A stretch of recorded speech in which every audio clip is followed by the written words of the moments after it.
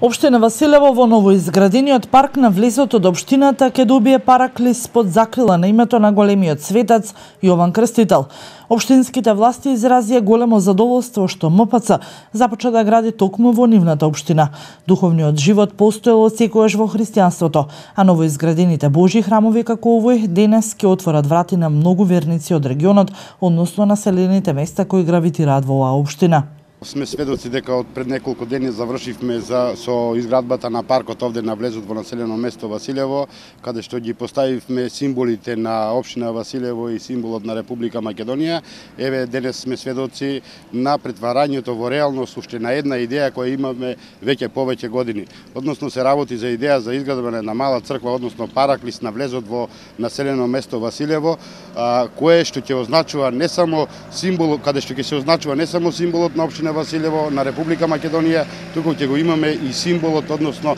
место каде што ќе означува и нашата вера, односно верата од која потекнуваме. Јас сум благодарен многу на Македонската православна црква, на соработката која имаме во изминатиот период и се надевам соработка во идниот период, и како резултат на таа соработка се вроди идејата за изградба на еден ваков црковен храм овде на влезот во оваа населено место.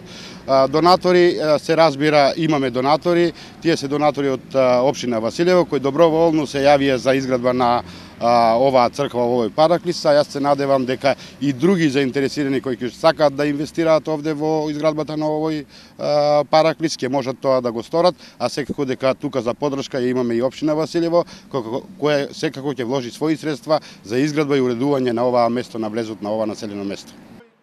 Свештените лица од Струмичката епархија заедно со присутните граѓани и општински представници денеска ги поставија и осветија темелите на овој Божји дом. Се надеваат дека со добрата волја на граѓаните од општината ќе допринесат за поскорешна изградба на истиот.